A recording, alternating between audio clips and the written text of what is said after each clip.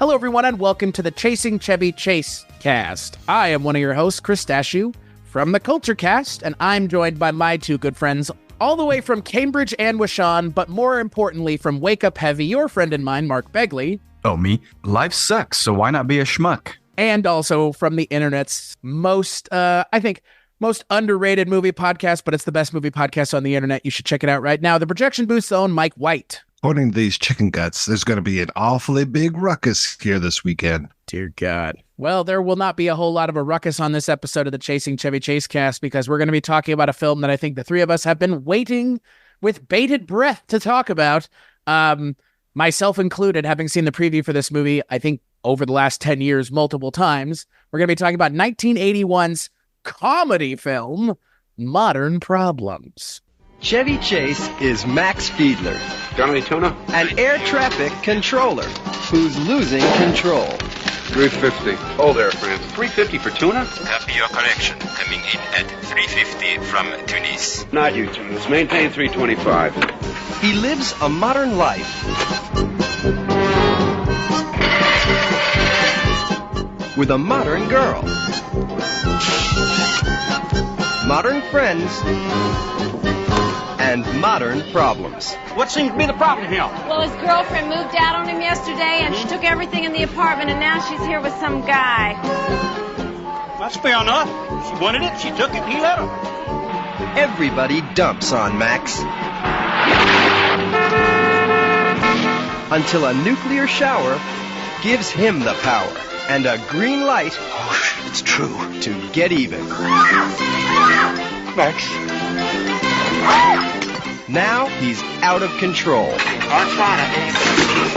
and about to make this the funniest Christmas ever. This is demon powder. Now, he touched that, he died. Nobody knows. Chevy Chase. He's got hot brains. I like it. And modern problems. Patti D'Arbanville. Did you see that? Mary Kay Place. Hi, Max. Nell Carter. And Dabney Coleman. Modern problems. I blew it. I was a bad boy. Modern problems. It'll glow on you.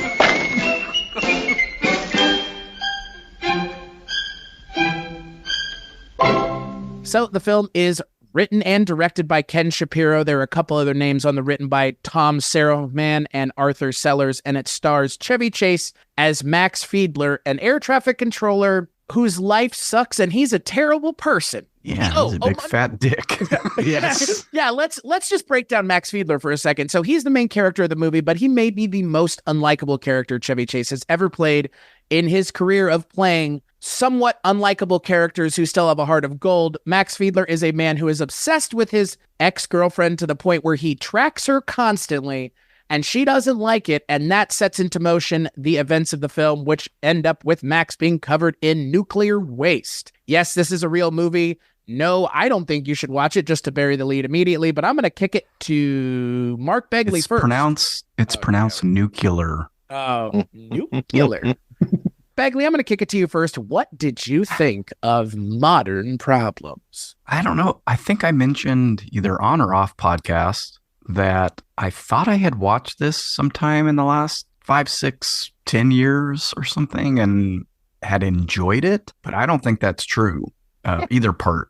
I think I've only... This is a lie, is all of that statement right there, I feel like. Because lie. I remember nothing of the plot, some of the main set pieces, the restaurant scenes, the gay bar scene. I don't like none of that rank. I remember 3 things from the movie. So I have a feeling that I saw this in my late teens, early 20s, and that was it. And I, for some reason, thinking that I saw it recently and liked it, I was looking forward to watching it again. And man, oh man, we got to hit a peak at some point here because it's just been nothing but valleys so far. That's my take. What about you, White? Mark, you ignorant slut.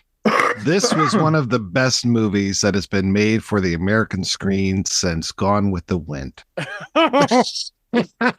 Jesus. Now, on this episode of Everybody Else But Me is Lying at this point. I used to watch this movie on cable a ton. I don't know why, because it's not very good at all. Like Mark, I remember a few scenes very vividly. Yeah, it was interesting to revisit this. Very odd to see just how the filmmaking was done. The score in particular was very wild. I was thrilled that I got to read the script and see that this played out pretty closely to what was written, minus a wraparound segment that had more to do with airplanes, which ironically really strikes home in 2024 as pieces are falling off of airplanes. Allegedly. Oh, is that a hoax? Allegedly. Oh, it's another one of those Democratic ruses. I understand. Fake news. Yep. I mean, Chris, we've talked about air traffic controllers on our discussions about Barney Miller and just what a high pressure job that is. But I don't think that they really pay attention to that very much. It was kind of a wasted opportunity with these air traffic controllers. Yeah. And it's really 2 scenes. Yeah, it's really to your point from earlier about what a piece of shit Max Fiedler is. And I don't know if we're not supposed to dislike him because he's so unlikable and just so, he's a terrible human being. I mean, Dabney Coleman is worse. And that was one thing from the script that we'll talk about is Dabney Coleman's character for sure. But cinematic brilliance aside, I think this is there's a reason why this is Ken Shapiro's last film that he ever made in Hollywood. Only made a few things before that, including The Groove Tube, which I know you guys have spoken about. And apparently there's like Coco the Clown from the beginning of the movies from The Groove Tube. It's been a long time since I've seen that movie. But yeah, I don't know. What'd you think, Chris? I'm so curious to get your thoughts. Was this a first time viewing for you? Yeah, it was. But like I kind of alluded to, I've seen the preview for this movie a lot. I just thought Chevy Chase has modern problems. And you know what? I have a lot of problems with this movie. It's not funny. I mean, just right out of the gate, if you're going to build this movie as a comedy, if you're going to have Chevy Chase in it, try harder. Or maybe, and here's the thing, like you kind of already alluded to, there is an episode of the Kulturecast from 2023 where, thanks to Father Malone, we covered sketch comedy movies for an entire month. And I think The Groove Tube was the worst thing we watched out of everything. It was the least coherent. It was the least, I don't know. It lacked a coherence and a cohesiveness that a sketch comedy movie kind of needs. And again, I'm talking about cohesiveness in the style of comedy. And I guess it was cohesive in that Ken Shapiro's style of comedy just doesn't resonate with me there. And it doesn't resonate with me here at all. And what's sad is, obviously, in a sketch comedy movie, you have, 10 to 15 opportunities to swing the bat to try to hit the ball to make somebody laugh. But it's, 15 different kinds of balls you're hitting. In this movie, it's just missed opportunity after missed opportunity after missed opportunity. And it's a narrative, which is even worse. And I mean, I think we might all three contend that there's a narrative, all right, but it's barely there. If it's there at all, they don't necessarily seem to hold themselves to any sort of traditional film structure. It just seems like things happen and then more things happen and then things happen at the end of the movie. Like there doesn't seem to be necessarily a plot other than, look, it's Chevy Chase and he's working with Ken Shapiro again. And he's kind of an asshole in this movie. I don't know if Ken Shapiro doesn't know how to write for Chevy Chase or what it is. Cause again, like this is 81. Chevy Chase should not be in this bad of a clunker in 81. I mean, this is a movie that, I mean, again, like by the time the movie ended, I was glad it was over, and it's only an hour and a half. It is a slog. And this might be the first time I've seen Chevy Chase in something where I genuinely go, I get what they were going for, but what a mistake. What a mistake to have a character like this as the lead. If you had another character as the lead and he's just playing second fiddle, like in Foul Play, okay, fine. Then maybe he can be this kind of eminently unlikable as a character. But my God, Max Fiedler is the worst character so far that we've seen that Chevy Chase has played.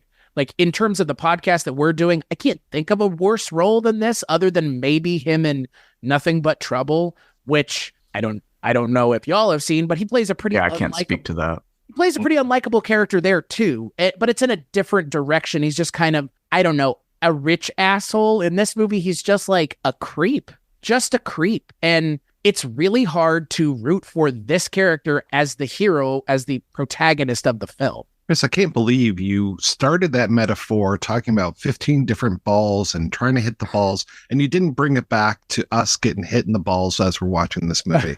I mean, repeatedly, but being hit in the balls would actually maybe elicit some laughter. I don't want to give the movie any credit that he wouldn't even know to aim for the balls. It would aim for your shin and go, isn't that funny? No, it's not. You hit me in the shins with a baseball bat. And that's the thing. I can see an idea here of what would be a funny movie, and the premise of Chevy Chase being able to do something. I guess it's never really necessarily even made clear as to what he's able to do. But there is a scene or two in this movie that are inspired enough to make me question whether or not Ken Shapiro is has zero talent. I think he has some talent. I just don't think he is as funny as he thinks he is. And I think this movie, along with The Groove Tube, is a good example of that. This movie doesn't know what it wants to be. It could be a relationship film about Max, who got dumped by Darcy, and he still is in contact with his ex-wife, and she falls in love with his old friend, who's this, self-help publishing guru. And there's the self-help guru, Dr. Phil type, that's in the mix, who's kind of screwing some stuff up, and they go away to a beach house, and there's all kinds of, misconceptions and comedic things happen, and then there's tension along there. That's one movie. Okay, the other movie is this air traffic controller who's having all of these problems. That's another movie. The third movie is, here's this guy who suddenly has these psychic powers due to nuclear waste being dumped on him as he's driving along. That's the third movie. These three movies together don't fit. We are just shoving them all into one thing, and it really just doesn't work. The whole idea of him having psychic powers at this couple's weekend type of thing, no. It's just no. But that's the movie. The movie is this schlub gets psychic powers and is able to do all this stuff, and then they're not actually like powers that are from the nuclear waste. Apparently it's more of a possession. Like all of a sudden it turns into an exorcism film.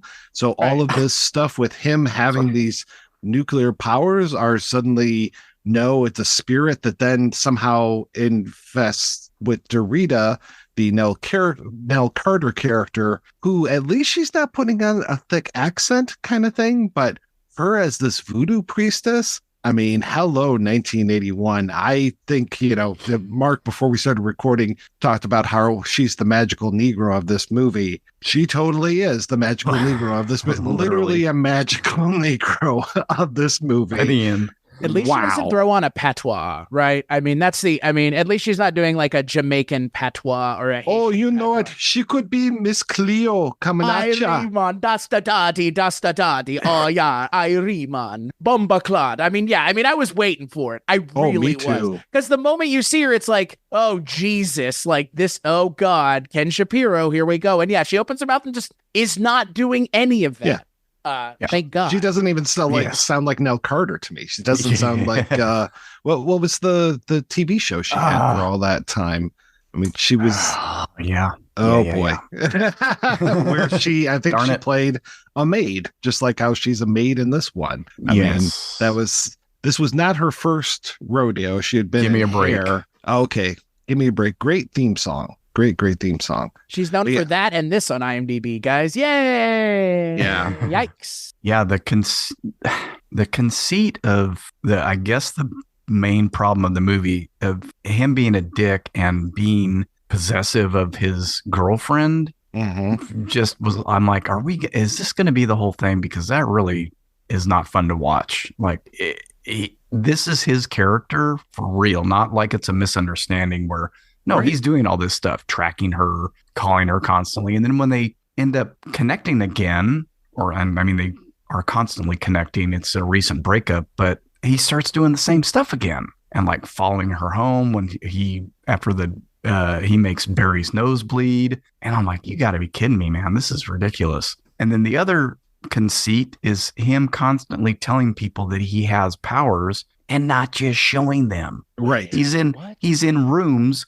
with stuff that's not nailed down to the floor. Move something. It takes all the way to that dinner at Brian Doyle Murray's house before he kicks it into gear. And I'm like, you show, don't tell. I thought you meant don't Norman tell people Bates' house. Yeah, that was bizarre. Jesus Christ. That was bizarre too. I didn't get that. And I guess I don't know if I missed a line of dialogue. Apparently he's getting worse or feeling worse as the movie progresses. Yes. Because by the time they get to the beach house and he's sitting in the room up there by himself and making everything float and he's just like gray. I'm like, where is this stuff coming from? I didn't know that it was actually making him feel bad. There's no prior indication that, I mean, obviously nuclear waste being dumped on you would make you very sick in the real world, but there was no indication of that prior to that. It was just that he's a dick. His ex is constantly going out with this schleb and he's angry about that. But where's the, getting progressively worse stuff before then? Well, whether physically worse or even mentally worse, like was he, I mean, he wasn't a nice person to start off with, but maybe this is affecting him mentally. But no, they don't really talk about that either. It's odd to me because they don't do anything to make him a sympathetic character. And again, I'm not saying Chevy Chase has to be a sympathetic character. I think that his characters are best when they're written to him. I mean, when the person that they are writing for is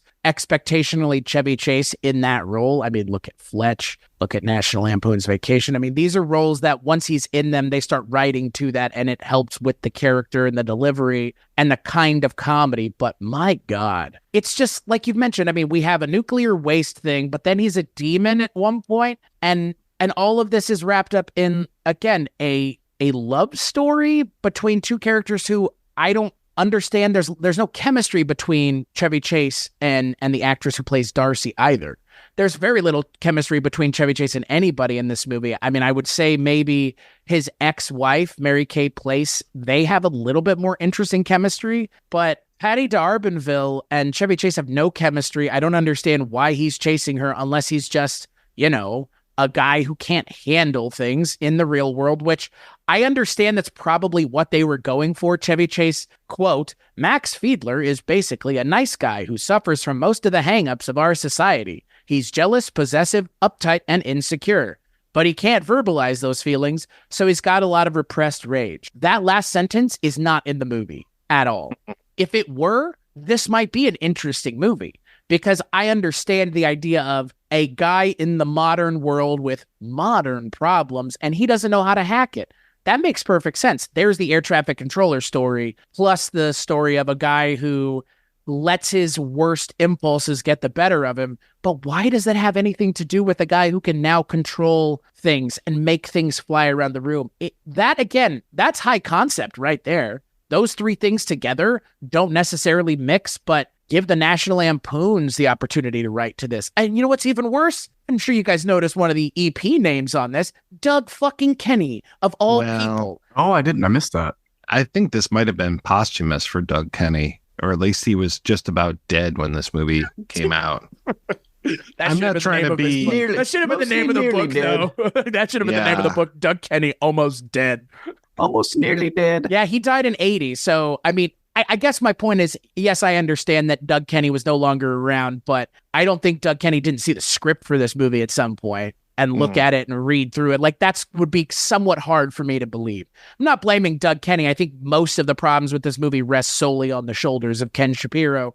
And I feel like I can speak to that a little bit better than I would have if I had never seen The Groove Tube, because The Groove Tube is criminally unfunny the way that this movie is criminally unfunny. This is one of the worst movies I've seen in a long time, similarly to when we watched Casino Royale for Rankin on Bond, because the worst thing for me is a movie that thinks it's funny and is not funny at all. At all. I mean, there are very few moments in this movie that are actually comedic. Most of them fall very flat. Like a scene in a restaurant where everybody is coming on to one another, and that's supposed to be enough. And it goes on for like 4 or 5 minutes. Like, in God's name, like I if this were Tim and Eric, I'd appreciate the anti-humor of it, but you're trying to be funny. Did anybody the restaurant scenes?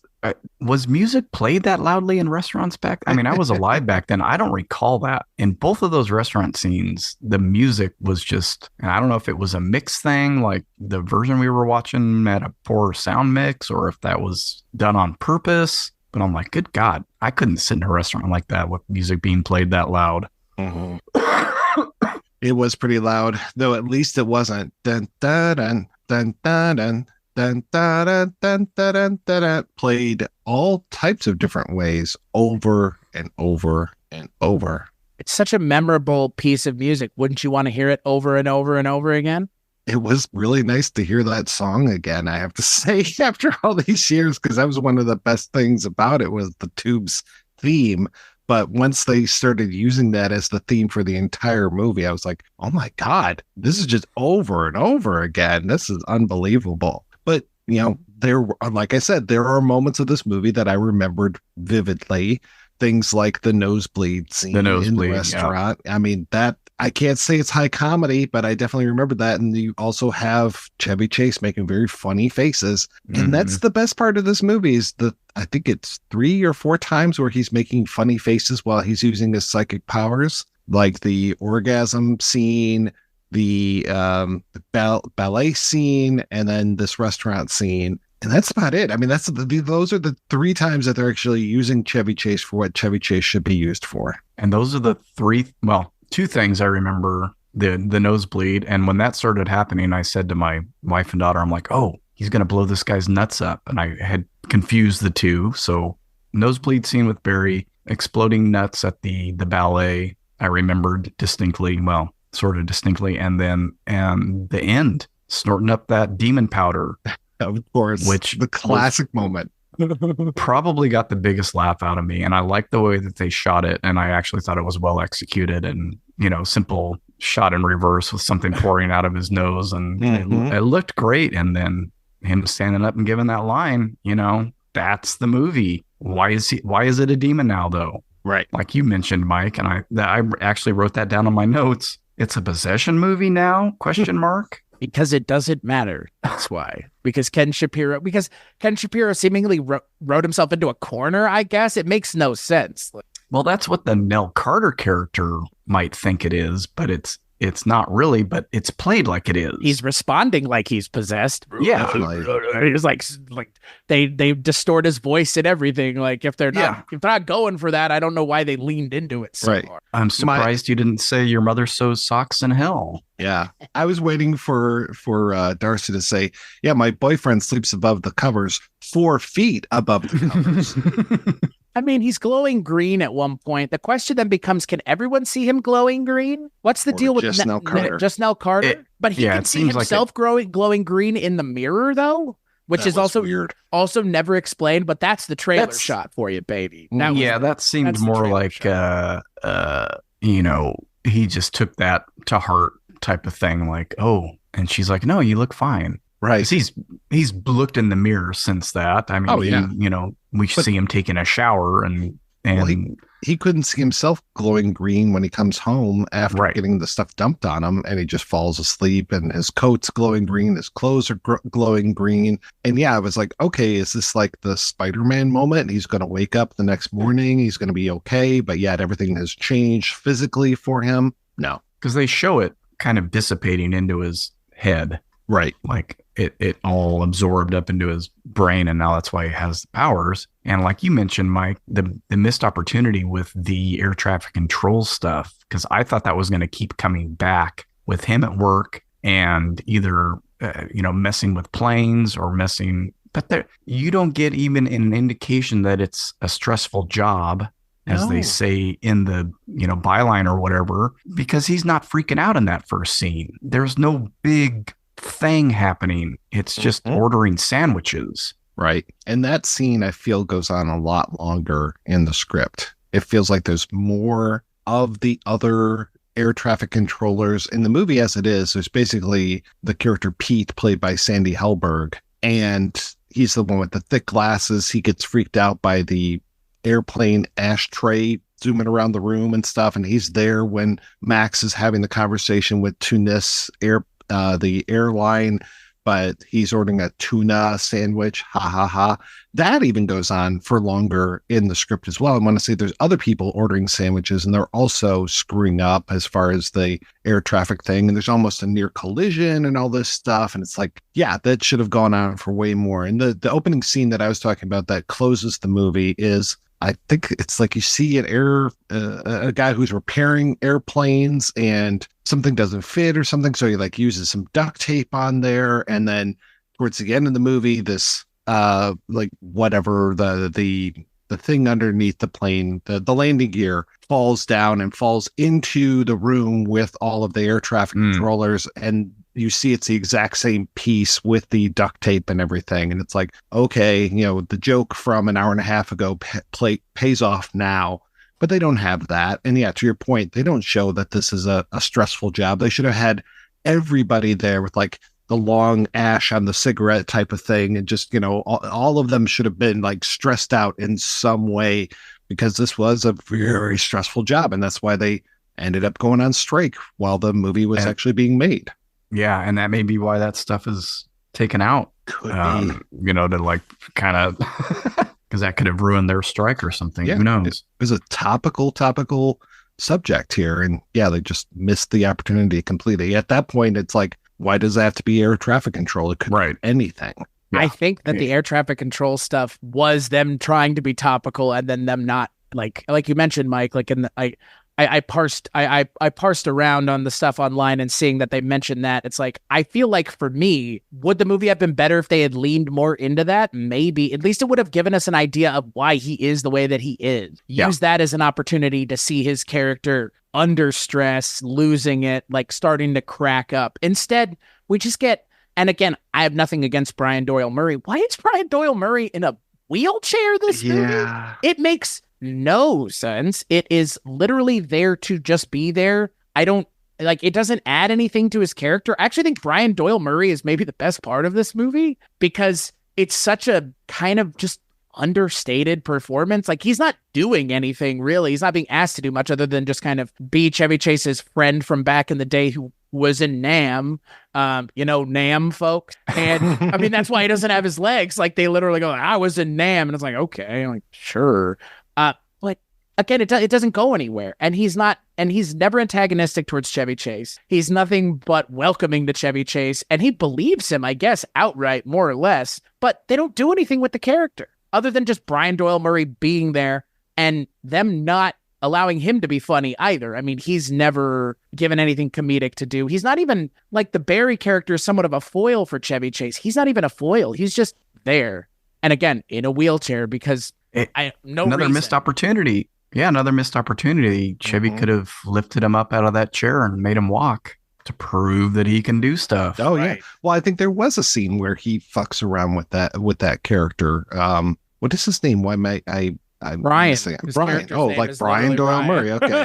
Yeah. Brian. In the script, it's the man in the wheelchair is a 35-year-old Hemingway type, I guess thus the beard. He wears a jogging outfit and a cut-off battle jacket festooned with medals and patches a la John Voight in Coming Home. The man is punching the air and doing breath exercises as he merrily rolls along. So that's a fourth movie there, by the way. That's a character from a fourth movie that they decide to like put in this movie for reasons unbeknownst to us. Yeah. Oh, yeah. And like the whole thing of Lorraine falling for him and everything. It's like, okay, yeah, that was an interesting thing. But basically, you just catch that as like a side movie that's happening with Lorraine falling in love with Brian. It's like, okay, I would have liked to have seen a little bit more of that as well. There you go. There's that couples weekend out at the beach type of thing. Right. What the fuck? And like, poor Dabney Coleman is just shoved into this mess at one point, and I'm like, what? Why is he here? What is going on? Like with that horrible accent. But at least we get to see his ass, so that's a big plus. The one and only time we get to see Dabney Coleman's butt. Yes. My daughter was like, "Why is it so white?" That's how we did back then. You laid out, got tan, wearing your swim trunks, and yeah, he was very underutilized in this. Oh yeah, I felt kind of bad. It reminds me of Hot to Trot, where he's in it just to be the villain of the piece. I don't think I've ever seen that. Wow. No, but if you said 9 to 5, then I'm with you. Yeah, So. I mean, he was great in 9 to 5. He's great in 9 to 5. Yeah. He is. I mean, he's he's almost like a character from same year, I believe. Sorry. Is that right? Is that 81? I think so. If not, it was very soon. Yeah. It was very close by. Yeah. Now that's a movie. Yeah, right. That's a That real is a movie. funny film. It is. With comedy, mind you. With comedy, with and laughs. good Imagine performances. that. Yeah. Well, that's the thing. I mean, you guys mentioned the scene in the restaurant where Barry, Mitch Crendle's character, gets a nosebleed. I mean, I guess it was funny. Like, I don't know. Like, you know what it reminded me of? It really reminded me of something like a Bruce Almighty. That same kind of like comedy in the third person where one person is controlling someone else unbeknownst to them. And like, I actually think you guys are right. I think it is one of the few moments in the movie where there is some like slapsticky comedy, practical comedy, however you want to call it. But I think by including it in the movie, it makes me detest the movie that just more because it knows it can be funny. It knows it can write a scene that has at least some physical humor to it. And the rest of the movie is just, Dabney Coleman's floating in midair and twirling and doing 360s. Like, cool. I mean, I don't understand what some of the point of the later parts of the movie are if essentially there is going to be no conclusion or any sort of, I don't know, redemptive arc for Chevy Chase's character or anything. There's no arc in this movie. He just ends where he started. And if we're going to have that be the case, he doesn't need to be the main character. He should have been the secondary character to the lead of the movie, which, not saying Patti D'Arbanville couldn't have been the lead, but I just don't understand why the movie is written the way that it's written, because Chevy Chase's character is just one note throughout, unlike most of the characters who at least have some depth to them. So in the script, after Dabney Coleman's character is humiliated, he goes out to the beach. He goes out to the surf. I believe Lorraine comes out after him. What are you doing? And he walks into the ocean and kills himself. And his tape player is there and she plays it. And you can hear part of him saying Martin Scorsese's name again, but it's all slowed down. That's it for him. Except that the script is so bad that he does come back at the very, very end. I think as a mistake, his name is mentioned, that he is back with them. But all the stuff of him shooting at Chevy Chase and all that stuff, no, he's dead. In the script, he dies of suicide. He's that humiliated. Yeah. That's a choice, Amazing. Folks. What a narrative choice that was. I think it works better with him chickening out and turning back around. I kind of like that he just died, though. I was like, wait, what? When I read that, I was like, wait, no, that can't be right. But sure enough, yeah. I was about to say, if it's me, I actually liked that idea in the script only because it seems like just as mean-spirited as the rest of the movie. I mean, that's the thing, on Wikipedia, which, as I've been told in academia, they do not trust, the movie is called a black comedy. I think if that had happened in the movie, maybe that would be an applicable part of the descriptors of the movie. If it had been darker throughout, I think it would have been a little bit more enjoyable as well, actually. Yeah. Like have him do some fucked up stuff, If he's a piece of shit, let him actually be a piece of shit. I think maybe the biggest problem is they don't let Chevy Chase be a big enough piece of shit. Like really, like you said, Mark, like really go for it. Like make us really dislike him as a character. And it's like the movie should have been the wrong person got superpowers, essentially, right? Like what happens when the worst person in your life gets superpowers? That's this movie. That's what it should have been. And you know what? I've never seen a movie like that, frankly. That's still kind of unmined territory. Hancock. I mean, I'm talking more about the idea of someone getting those powers mid-story. Less Shazam. Yeah. Even Shazam. That's a child, sir. A child. He is the worst child. Well, he's a terrible child who becomes an even worse adult. Even if some of it's not on purpose, though, like with the air traffic control stuff, like he doesn't quite have a grasp on what he's doing. He's thinking things and they happen and they're awful. I mean, bringing down a plane accidentally or something. Yeah. I mean, would like be the Medusa touch or whatever. Yeah. Right. Yeah. So again, missed opportunity. We got to talk about the gay bar scene, though. Oh, yeah. Which I'm trying to remember if that was a gay bar in the script or not, because that struck me when I was watching the movie. I was like, oh, I forgot this wasn't a gay bar. I read the script before I rewatched the film. Yeah, it's an interesting choice, and it definitely is a choice. It gets, he gets to say, and I don't know how many times he's said this in movies or on Saturday Night Live, the pardon you, the patented pardon you Chevy Chase line. He says it about 10 times walking through just to make sure the audience knows that his character is not gay. Little bit of gay panic. Big no homo vibes. Yeah, I love it. Hey, everybody, it's 81. He just said that whole thing where he called, what's his name? Cary Grant gay. And there was like a lawsuit that was coming out of it. He called him that on the Tomorrow Show with Tom Schneider, I believe. Huh. Yeah. So that was during I can't remember if that was during the press for Under the Rainbow or if it was the previous movie, but yeah, he was in trouble about that. Cary Grant, famous gay actor, Cary Grant. Famous not gay actor. Right. Got a good case of the not gays. Have you seen the Archie show? Yeah, he was very, very gay. Him and Randolph Scott were getting up to a lot of stuff. So yeah. Yeah.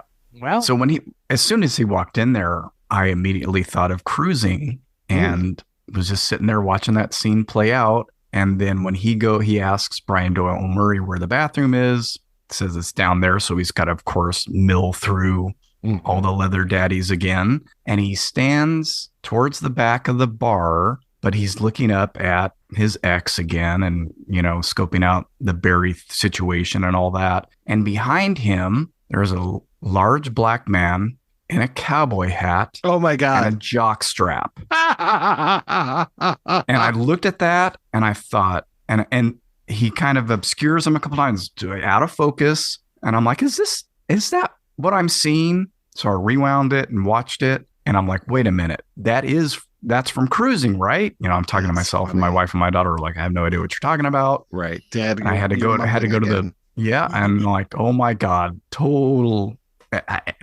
From a year prior that very few people saw, but obviously Ken Shapiro did, and threw that in there because he's looking like straight at the camera. He's turned sideways, but looking at the camera, and I thought that is bizarre. That's like, for me, that kind of made the movie. I am not seeing that this took place in a gay bar in the script. Well, given that it doesn't really matter in the movie that it's in a gay bar, maybe he did that so he could throw that Cruising Easter egg in there. Yeah, I really dug that movie, man. I mean, there are things in here, like there is the party and everything, but they're talking about a huckster with some sort of device that lets people know if they're compatible and stuff, kind of staying on the whole dating thing.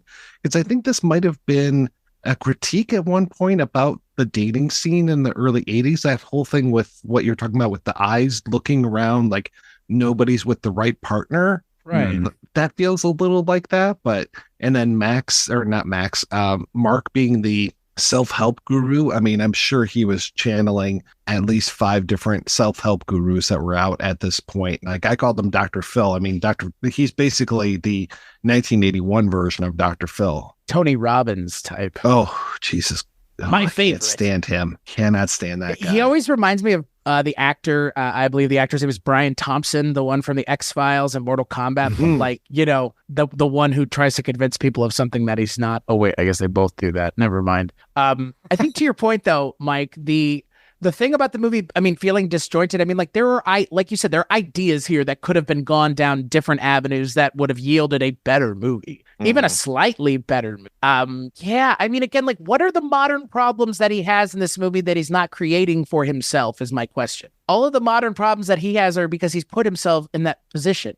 His girlfriend leaves him because he's a fucking creep and can't let her have a modicum of privacy to herself. Is that a modern problem as much as one that you're creating for yourself? Like, I don't get it. I don't get guys who are so jealous of their girlfriends and Like especially because he's jealous of her having dinner with other men, but they're all people that are sellers for the store that she works at. So it's like all work related. I'm like, yeah, you're a fucking psychopath, dude. If you're having these problems, are you that insecure about yourself? Yes. The answer is yes. Yeah. But, and in the movie, in the script, it kind of ends with like a little bit of a self-help type of thing with him and Dorita and Darcy all together. Like the whole scene of them, the two of them up on the turret of the house during the storm and all that stuff, or if there is a storm, I don't remember. But like that is the three of them together, and her basically, Dorita basically saying, "What is your problem?" And just like digging deep into it until he's like, "I can't love anybody, and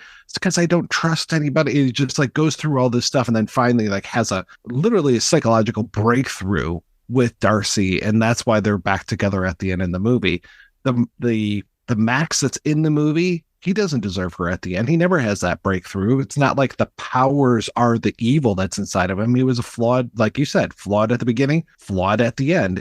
If anything, he's worse because he's getting his bad behavior is being reinforced as being a good thing. It's like, what? Why? Again, imagine if someone who was terrible got something that made them even worse, essentially, and allowed them to be terrible without even having to show that they're doing it. Because that's the other thing. If Max had never said he was doing any of this, he could just walk around doing this all the time, and nobody would be the wiser. You could go rob a bank, make money fly out of the vault, and again, like there's the one scene in the movie that I thought was an interesting conceit, and I think it, again, there's another movie kind of hiding in here that you could go to, is the scene where he's making his girlfriend come without doing anything. That he's so guilty about it. Yeah. But yeah, why fess up? I don't understand that. That wasn't me. It was you. Dog, it was you. Like, it was you. What the hell, bro? You were just using your mind. Yeah. Right. Which for me, like, that is a hilarious conceit. That's a great starting point for another story. Is what if this guy got the ability to just do that to everybody, and he could control what would that mean for that person, and how could he take advantage of it? Nope, he automatically goes Orgasmo. Right. and yet here they just don't give a shit. Like, they're just like, oh, and he feels so bad. Why does he feel bad? He's making her orgasm remotely. I don't see how that's a problem, especially if he's able to do it if they're not in the same room. If he could just be like, oh, we're on the telephone and you're coming through the phone line. Like, why is that not something that this movie did at least once? Like, I don't understand why this movie didn't realize what it had. And I think the other thing, and we've kind of mentioned it, or y'all have both just alluded to it, we're supposed to believe one of the best looking men of the early 80s is going to have a hard time finding another person to be with.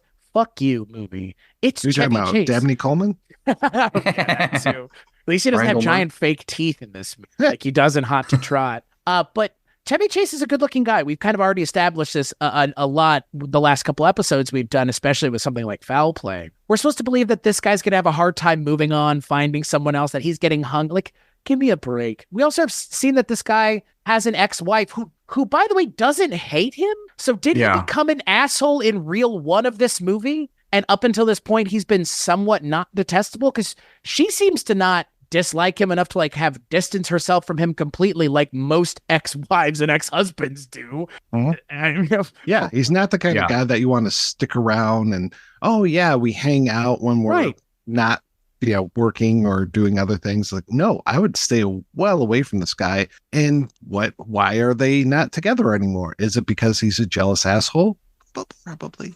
But the movie doesn't make that clear. And like that one line of dialogue would have helped. Yeah, because it really feels like he comes into the first act of this movie with someone who already still is going to bat for him, when this character doesn't deserve anyone going to bat for him at all. She tells him that he might get lucky because she's feeling horny. I'm like, oh, wow. Okay. Wow. You're still having some of that. All right. But instead she latches on to Brian Doyle Murray. And yeah, Brian Doyle Murray, love to see this guy, really like this guy. He's great, but shouldn't have been in this movie. No, because I think. And why is he living at the Psycho house?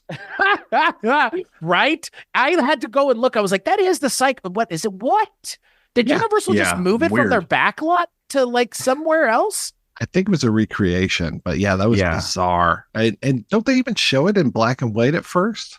Yeah, when he first looks up at it, it is the Psycho House, Right, and then it okay. changes. That was like, Why? again, one of those. Yeah. Why is he seeing it that way? Why? Right. So he's obviously going downhill at this point, but up to then I missed it, or they missed it, because I'm. Why did he see it that way? Mm-hmm. Why is he so withdrawn and weird? And I don't know.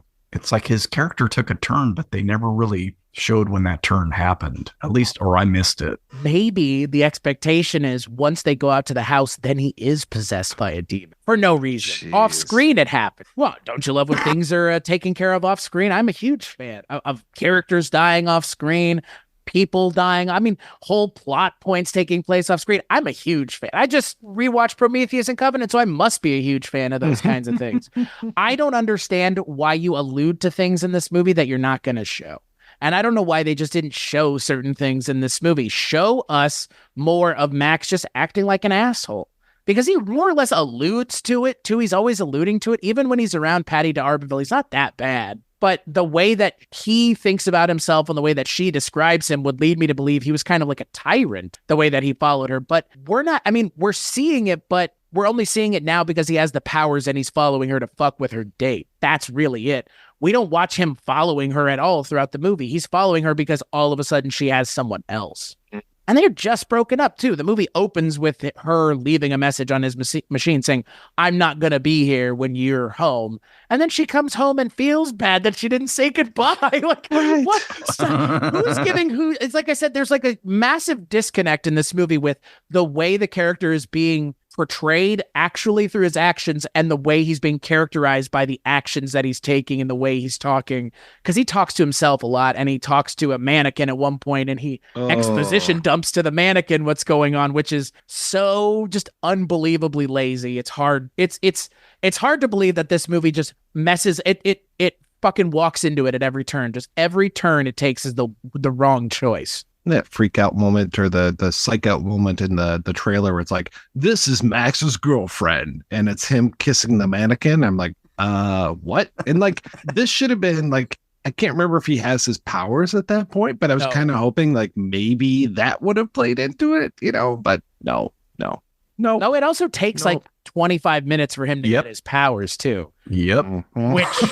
Which is like shocking to me for an hour and a half movie that it takes. The entire the climax of the first act is him getting the powers. Like, again, if the character had been interesting to follow, I don't think we'd have a problem spending 25 minutes with Chevy Chase walking around being Chevy Chase in early 80s New York, but that's not it. Also, his short game is on point in this movie. He's wearing some very revealing shorts. Oh, boy. Hello, 1981. Yes. Yeah, my God, Chevy Chase. I mean, look, he's a tall guy, so he can rock it. But those shorts are one scene he's playing basketball in shorts. And then the other scene when we meet Brian Doyle Murray is like jean shorts on. Wow. That's all I can say. Wow. No ass of Chevy Chase, though. Only Dabney Coleman, which is a weird thing. This is a weird piece of IMDb trivia. Dabney Coleman's only nude scene. Okay, great. All right. Thank you. Yeah. I was wondering what his only nude scene was. And we found it. Yes. Thank goodness. All because of the Chasing Chevy Chase podcast. Thank you. Which almost, we talked a while ago, Chris, about doing a Dabney Coleman cast, but it didn't happen. So we'd be watching Hot to Trot instead. We'd be watching Modern Problems as part of that as well, though. Yeah, that's fair. God. Especially as we're like, this week we are talking about Dabney Coleman's only nude scene. This week exclusively on the Dabney Coleman cast. We talked to Dabney about what it was like, because in this world, Dabney is joining us every episode, and we're breaking down his entire career, movie by movie, TV show by TV show. Yeah, that's how. Do you think there'd be people into that? Oh God, Dabney is. Dabney loves us. Dabney is. Oh, man, you're on a first name basis with him. Oh well, of course, he calls me all the time. Mike, when are we going to do the next thing? I really want to talk about Buffalo Bill. Oh, don't worry, Dabney. We'll get there. I like this world better than this world that we're doing Chevy Chase movies. So, at least with this, I have a new friend in Dabney Coleman. So he's old, but at least he's spry, and he likes to talk on the phone and everything. Yeah, it's pretty good. It's not the reality where your other two friends and A yourself have been landline. drug into this nonsense of a movie and having Exactly. There's no defense here of this movie. Like this is one of the worst comedies I have ever seen. I don't think I'm speaking broadly. Chris, this is prime Coleman territory too. To your point, 9 to 5, 1980, Modern Problems, 1981, Tootsie, 1982, War Games, 1983. Oh. This is a golden period of Coleman. We are in the Coleman-sance at this moment. But yet, here we are talking about this from the Chevy Chase point of view. The right point of view, clearly. Man. Yes, I know Cloak and Dagger's coming up as well, but Buffalo Bill's right around the corner. 26 whole episodes. Oh, yeah. Well, of course. And wasn't 87? What was he in 87? He was in something big in 87. Boy. Not Hot to Trot. That was 88. Dragnet.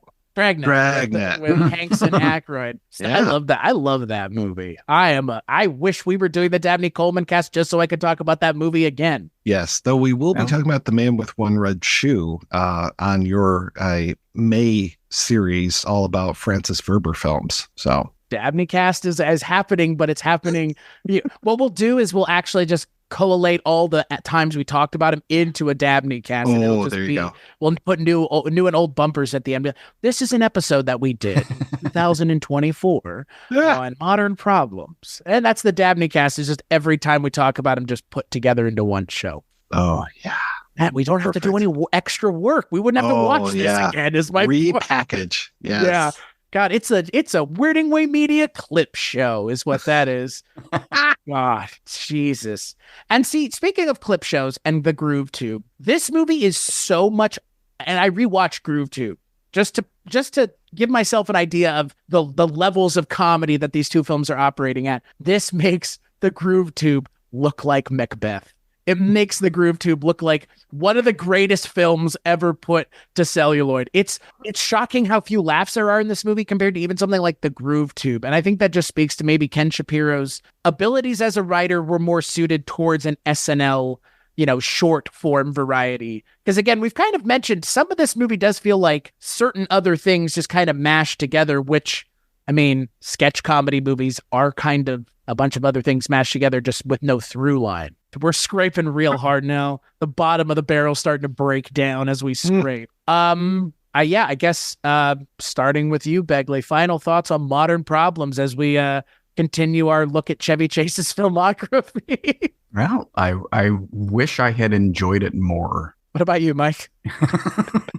Yeah, my memories of this film were a lot more fond than this, though I am actively looking for this Tube song on some sort of media other than just ripping it from YouTube, because I dug the theme song quite a bit. Pretty good theme. Wish I had the 45. Surprised I didn't buy the 45 when I was younger. So, but yeah, like I said, wish it was better. Yeah, I mean, I'm with y'all. I'd seen the previews for this. I mean, I mentioned that so many times, and I had heard it was not great. I did not expect I would be watching it post seeing Ken Shapiro's other thing, coincidentally. But yeah, this is Under the Rainbow was what it was. Dirty Work at least had some funny moment. This movie, I think, for me so far, this is the low point of the podcast so far. In terms of just the way Chevy Chase is being used, any amount of comedy. This is not a movie I think any one of us would suggest anybody who's not doing something like this, which is being a completionist about Chevy Chase. I wouldn't suggest you track this down. And it's not easy to find either. You can rent it on YouTube, but that's about it. It's not necessarily streaming anywhere, I don't think. It's not even on a Tubi or anything, which is shocking. So yeah. Is there not a deluxe Shout Factory Blu-ray with all the deleted scenes? A 4K with a Ken Shapiro commentary. Oh, Ken Shapiro, R.I.P. I mean, so many of these people, R.I.P. He and one of the other writers are gone. I think Arthur Sellers might still be around, and that's about it. So. But speaking of this being the low point, I think that on the next episode of the Chasing Chevy Chase podcast, we're going to be talking about possibly one of the high points. We're going to go straight from the valley all the way to the peak with a look at 1983's, it's a little film, you might have heard of it, National Lampoon's Vacation, which, I mean, again, if memory serves me right, it's a funny movie with good bits. Maybe wouldn't it be a shame if just we misremember all these movies? I don't think that's going to be the case with the next one. But I still remember this being good. Boy, it is good. Yeah. I had to look last night. I'm like, what's next? I need a peek. You need a breather from this. Yeah. Thank God. We're just about to break. Thank God. Well, it's been 3 episodes in a row that haven't necessarily been. I mean, I enjoyed Dirty Work more than y'all, and I was kind of the one who made the case for it, so I understand that. But Under the Rainbow was not a great entry into this podcast either, unfortunately. But I think we're at least going to get Vacation. I don't know about Deal of the Century, but we'll have at least Fletch to follow that up pretty quickly after that. So at least we'll have, a good one, a reprieve, as it were, going into the next episode. So until then, where can people find you and all the things that you work on, Mark Begley? You can find me at Wake Up Heavy on all social media, wakeupheavy.com and weirdingwaymedia.com for my 2 shows. What about you, Mike White? You can find me enjoying sunsets from my office window, Roots, the book, not the movie, Mr. Martin Scorsese, and collecting my $200 before pass and go, all at weirdingwaymedia.com. How about you, Chris? I can't even follow that up. weirdingwaymedia.com is where you can go to find everything that I work on, including collaborative shows with Mike White, Father Malone, and Mike White and Father Malone. And, only one thing can't be found at weirdingwaymedia.com.